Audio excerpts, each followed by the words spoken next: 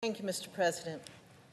Mr. President, Democrats have put forward proposals claiming that it is the duty of the federal government to create a so-called Green New Deal. My colleagues have listed a variety of goals, like net zero greenhouse gas emissions within a decade, good jobs for all, and a sustainable environment and infrastructure. But they haven't proposed any specific policy changes or a roadmap of how to reach these goals. And the reason for that is clear. As the resolution's authors have said, these proposals would require a massive federal government takeover and reorganization of our country as a whole. We're learning that what it would take to accomplish these goals is unrealistic. We should call the Green New Deal exactly what it is: an attack on what should be the limited role of the federal government in our lives.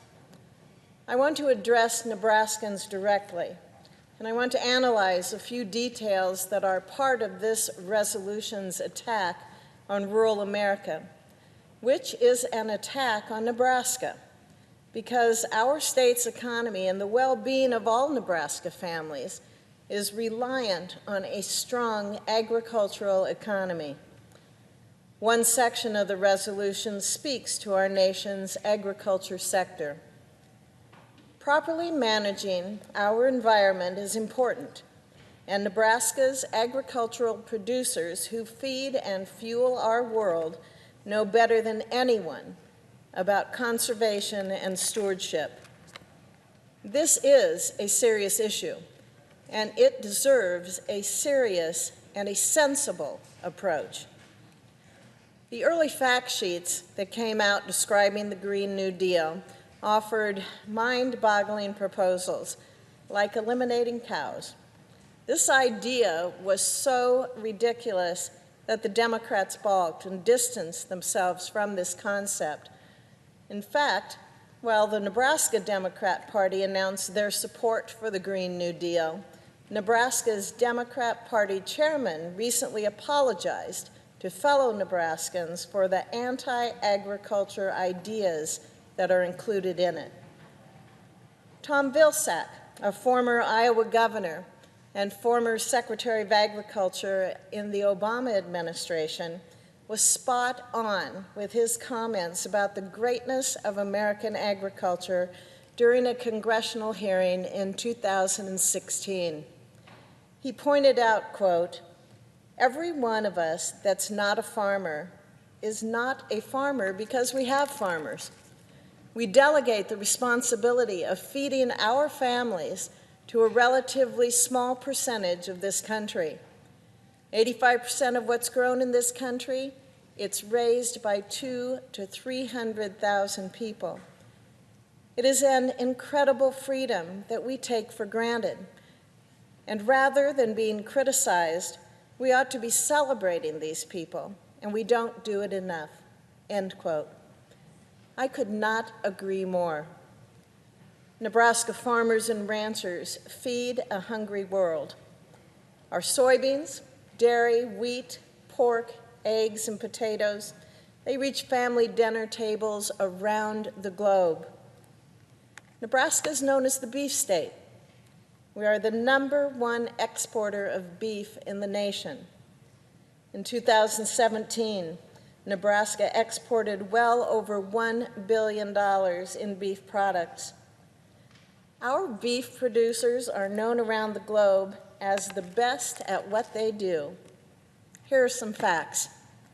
Fact: according to a recent USDA report, beef production accounts for only 3.3% of all greenhouse gas emissions in the United States.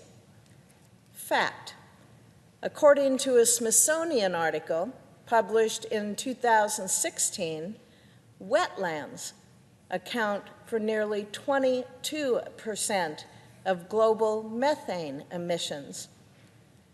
I would suggest to you that no one wants to eliminate wetlands. Nebraska ag producers care for our land and our water. And our cattle producers already have elevated levels of water regulations. For example, our feedlots must maintain a livestock waste control facility permit from the Nebraska Department of Environment Quality. Existing and new livestock operations must be inspected by the DEQ to determine if a waste control facility construction permit is required.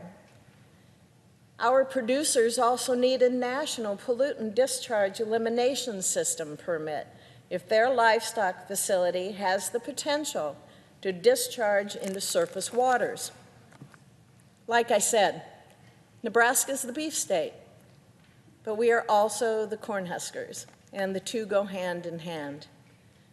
Nebraska is a top producer of corn, and that corn is fed to livestock and establishes Nebraska as the #1 cattle on feed state in the nation. And our producers do this while conserving our natural resources, our land and our water. Consider this. The Omaha-based Lindsay Corporation recently developed a tool that connects to a center pivot irrigation system and remotely controls the water based on the irrigation prescription for each individual field. The company estimated that since the tool was launched, it has saved over 21 billion gallons of water, over 34 million kilowatt hours of energy, and over 57 million pounds of carbon dioxide emissions globally. Nebraska also has a unique system of 23 natural resources districts. The districts are managed by locally elected boards. The boards have tax levy authority to support conservation efforts tailored to each of the district's unique needs. Through this process, we regulate our groundwater more than any other state, and it's an effective use because of our local communities are the ones in control. No other state in the country has this advanced form of ground and surface water management. Because of the adoption of more efficient irrigation systems by our corn and soybean producers, water applied in 3 natural resource districts in Nebraska has decreased significantly, conserving our water. Nebraska's producers also take good care of our soil.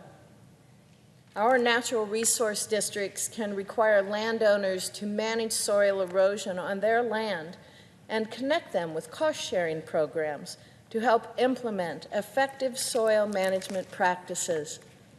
And the use of planned grazing on our ranches, my family's ranch included, improves the amount and the diversity of grass available to cattle.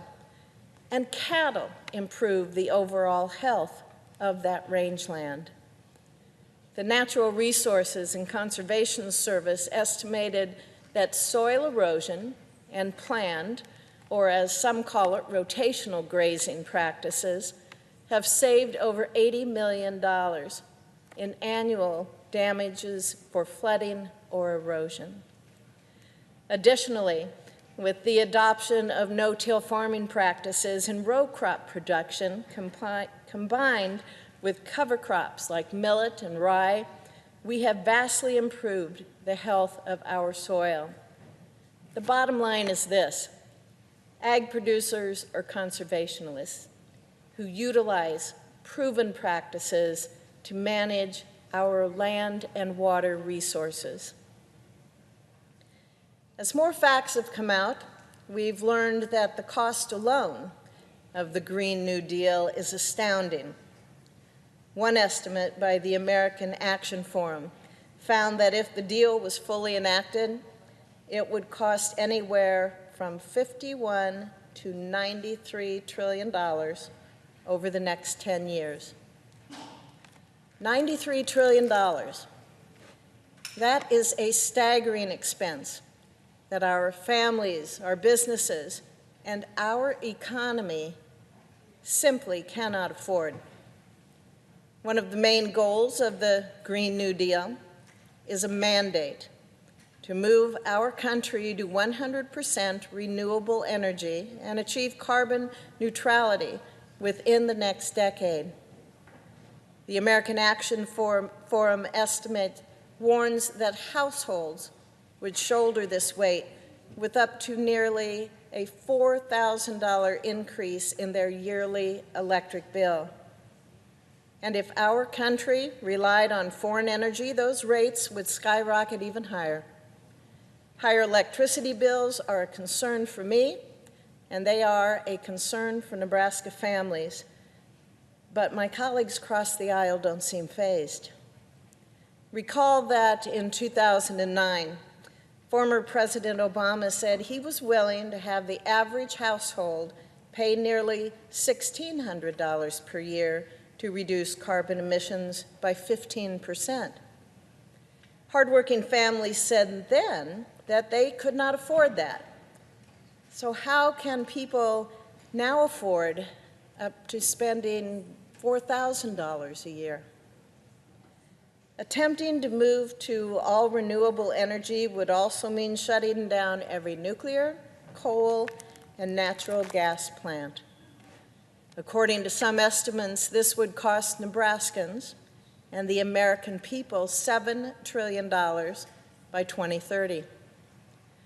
If we eliminated use of natural resources like gas, oil, and coal production, the United States would rely on other countries to supply our energy.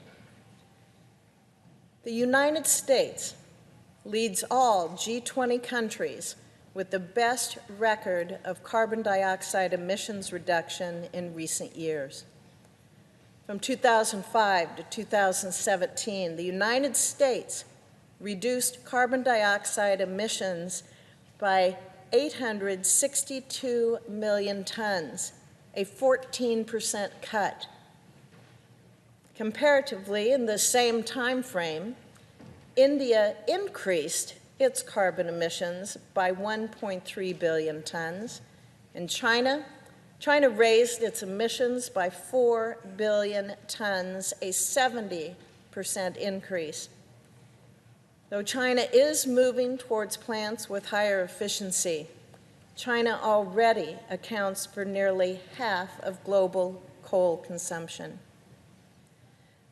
The new Green Deal misses a crucial point. The United States is already making voluntary changes to lead the world in reducing carbon dioxide emissions. A line from the 16-page resolution reads, the Green New Deal would include, quote, overhauling transportation systems in the United States to remove pollution and greenhouse gas emissions, end quote. A background document released by the Green New Deal's author called for a plan to build out high-speed rail and replace every combustion engine vehicle at a scale where air travel stops becoming necessary. As chairman of the Senate Commerce Committee's Transportation and Safety Subcommittee, I welcome all common sense, bipartisan proposals to improve our infrastructure so that we can provide safe and efficient movement of our people and our goods. But the Green New Deal is a far cry from a common sense proposal. The call to replace every combustion engine wouldn't just hurt our nation's infrastructure. It would mean scrapping our personal cars and the commercial trucking industry. It would mean eradicating planes and air travel altogether. Don't forget, we are a nation of vastness. Light rail is not feasible. It's not feasible in many parts of our country. And people in sparsely populated areas have a right to receive services, participate in commerce, and have transportation options that meet their unique needs. In closing, Mr. President, as the activists continue to push their wish list, I'm going to continue to focus on addressing those regulations that make life difficult for families and businesses in Nebraska. Excessive regulations cause our ag producers to focus on mountains of paperwork instead of ways to innovate and implement new practices so they can continue being good stewards of our land. The key to finding realistic solutions in addressing carbon dioxide emissions lies in the hands of America's innovators, not the heavy hand of the federal government through an economic takeover. Moving forward, I am going to work on updating aging infrastructure that our citizens rely on in their everyday lives. I am going to fight for policies that will help promote economic growth and help families across this country provide for their loved ones. And I will continue to highlight the good work of our farmers and ranchers that they are doing to protect our air, water, land, and wildlife. Thank you, Mr. President. I yield the floor.